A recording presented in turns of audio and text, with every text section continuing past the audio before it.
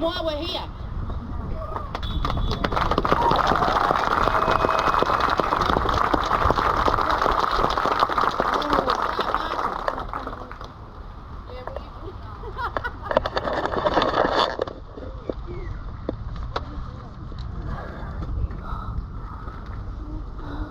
I wrote this down because I'm a terrible public speaker. Good morning, my name is Leah House. I'm a Nambanunawal woman. I stand here today where brave black men and women, including my nan, stood 49 years ago. And it breaks my heart that 49 years on, those brave men and women, their children, grandchildren, great-grandchildren are still here today, carrying the same fight. 49 years on, our lands are still being denied to us, our lands are still being violated, literally grown up. Our waterways destroyed and poisoned, our children still being stolen at higher rates than the years of the stolen generations. ACT comes in second place with its removal rates, only second to the NT. In the ACT, the capital of this country, our First Nations children, our babies, are 16.3 times more likely to be removed. The national average removal rate for Aboriginal and Torres Strait Islander children across this country is 10.2. The ACT is almost double that. ACT government should be ashamed of these statistics. Our history is still being denied, our identity is still being denied. Our Prime Minister is a clown. And we are now 233 years into the violent, illegal occupation which has been at war with First Nations people across this country every single day of those 233 years. Sorry, go on ahead. This violent occupation is still killing. It's still killing and displacing our people within their racist institutions with zero accountability. We must get rid of this narrative that Aboriginal sovereignty is inferior to Australian sovereignty. The occupation of this continent is illegal. We live on unceded lands, soaked with the blood of our ancestors' blood. We know our strength, we know what we bring to the table, and we know that we don't need a seat at Australia's little tea party. We know that we own this table. We've been showing up and standing up against the colonies since day one. Australia Day, no matter when it is placed, will always be a celebration of invasion and the extreme acts that have followed. We cannot get distracted by the tokenistic gestures. We are not here for one word in the anthem to be changed, or constitutional recognition, or moving a celebration of invasion to another date. We demand justice. We are marching for land rights, truth-telling. We're marching for our babies. We're marching with our ancestors and for our ancestors. We are marching for our sovereignty, and we will keep showing up because no matter how long this illegal occupation of Australia exists, the land beneath your feet always was and always will be Aboriginal land.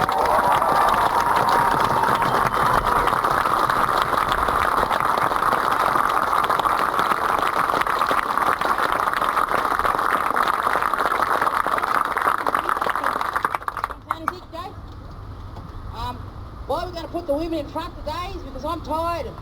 I'm tired of seeing the police knock our men down. Knock and shoot our men because they're strong. So we're going to put us women up in front and the men come straight behind us. We all stand together. Doesn't matter how we are as long as we're together. So let's stand in solidarity together today because our sovereignty never changes.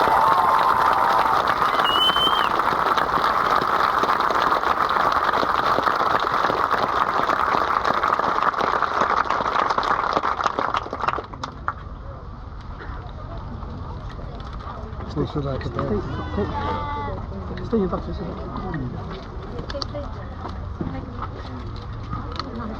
Ian.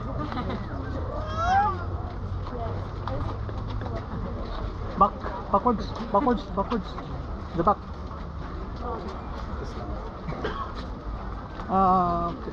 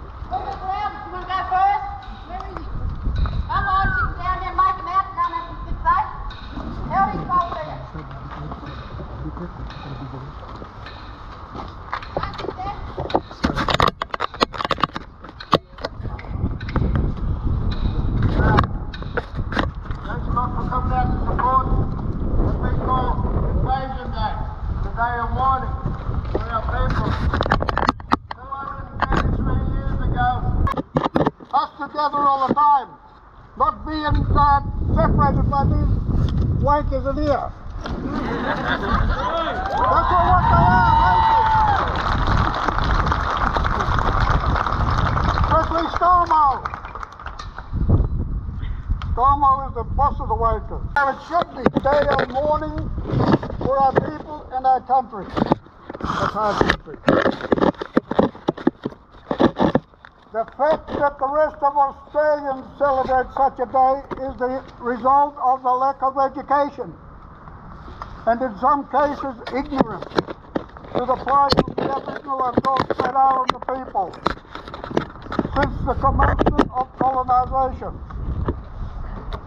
We must educate the Australian population to the actual events and facts that took place around Australia and the Torres Strait Islanders in the colonisation. The mass killings, rape, murder. You know what a game was for the English when they came? They buried Aboriginal kids up to their necks in the ground, and then they kicked their heads off. So that was a game what the English played.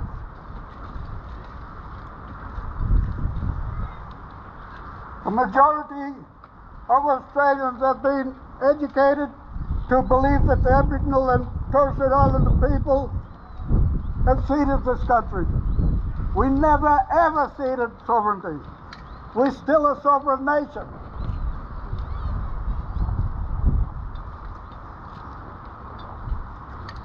Black Death is an Aboriginal Indigenous political club in South Australia, and we hope to go nationwide with this club. We are a multicultural group of people consisting of Aboriginal, Filipino, Maori and Moroccan, and any other people who wish to support our cause. So that's anyone here. If you wish to support, you're welcome. Black Death is a political group wanting the Australian government to truly deal with the deaths in custody. And with the deaths in custody,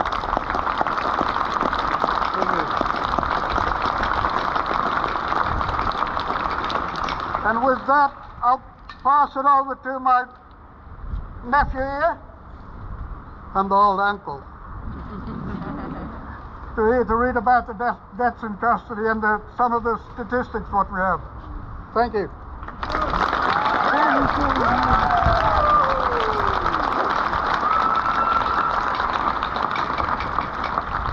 Hello everybody, I'm Mark, I'm a Ghana man from Adelaide, and I'm here to discuss the Aboriginal deaths in custody. It's a political and social issue in Australia. It rose to promise in the early 1980s with activists campaigning following the death of a 16-year-old John Peter Patt in 1983. Aboriginal deaths in custody from 1980 to 1989 was 110. 110 people. Still, one is enough, but 110, that's too much. 67 were in police care. 39 were in prison, and only four with little children in juvenile. Shame! Deaths in custody has continued since 1991. Between 1991 and 2020, there have been at least 437 Indigenous deaths in custody, both in prison and in police care. Custody, sorry.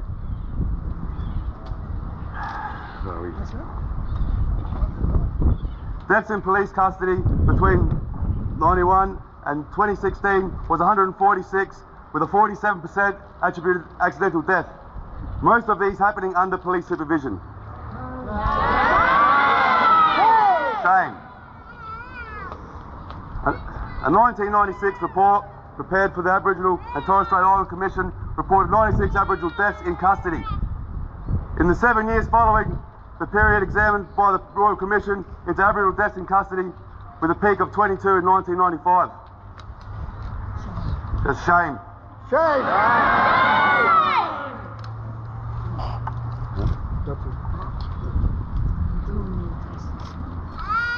So we truly need justice here. People. So this land was ours, so it always was, and it always will be. Always was. Aboriginal land. Always will be. Aboriginal land.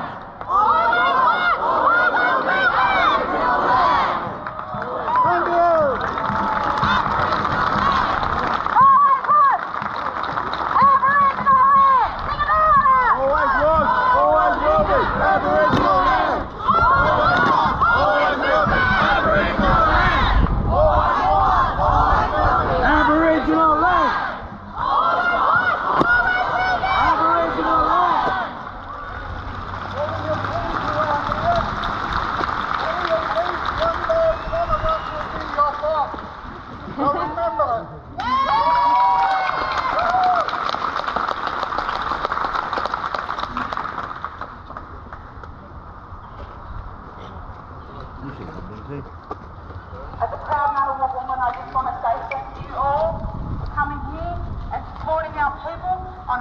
mourning, but also a day of survival.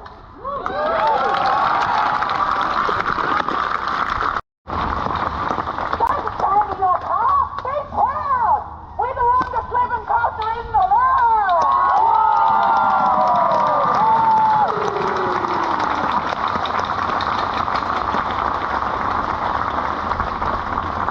They try to kill us off, they try to take our kids, still taking our kids, but we're still strong in our culture, we're still strong in our knowledge, and we're still connected to country. Regardless of these structures, it was and always will be Aboriginal land.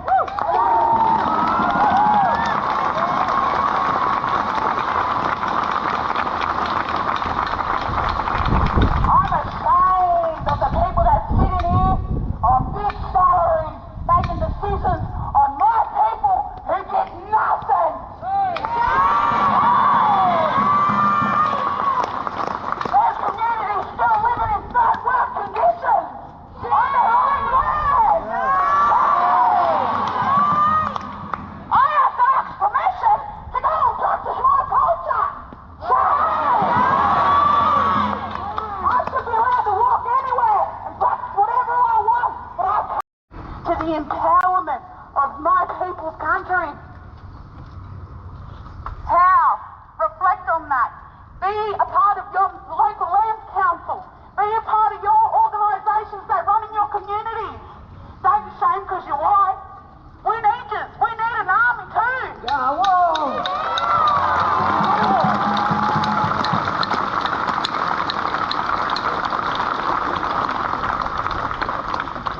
A lot of the time, when we do start to make moves to becoming self-determined, self-empowered, people want to bring us down. That's just wrong because we're making steps, we're making moves to a better Australia where everyone feels safe, everyone feels included, and everyone feels empowered.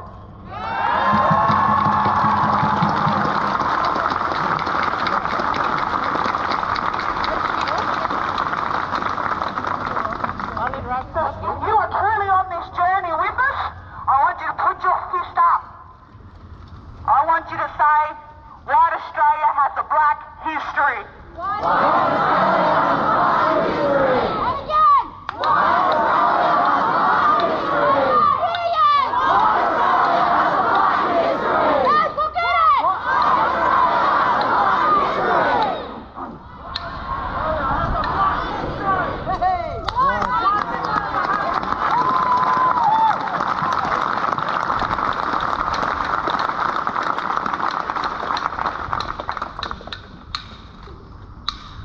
And I also want you to put your hand back up.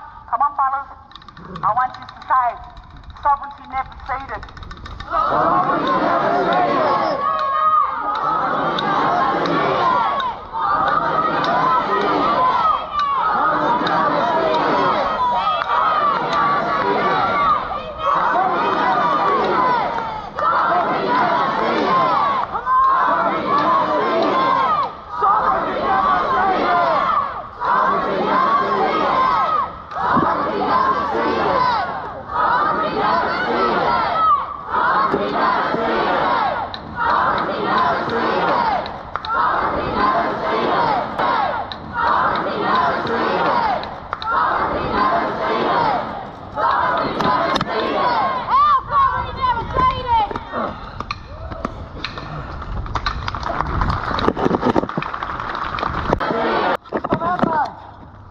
I would like to say to all of you non-Aboriginal people out there, thank you very much coming here and showing us your respect.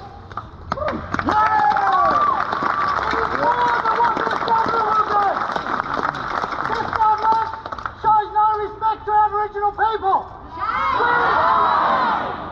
Where is their representative here? Where is ScoMo? Or where is the Minister, so-called, of Aboriginal Affairs? He's not even here to address us.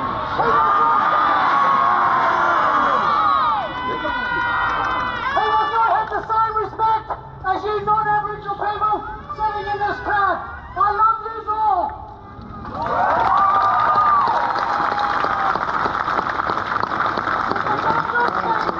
But all they talk to is our Aboriginal people in suits. That's not what this country is. This country is about grassroots Aboriginal people, and that's us out there.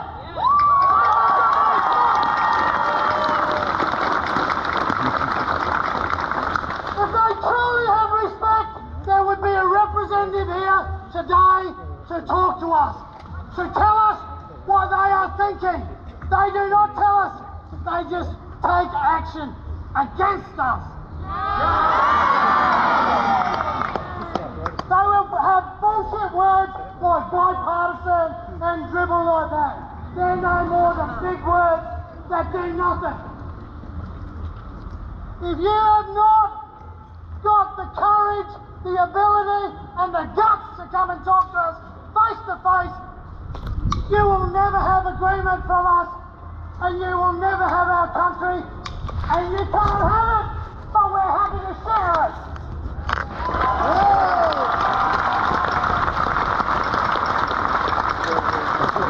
And all you non-Aboriginal people in the crowd, we pay respect to you and we will share our country with you anytime.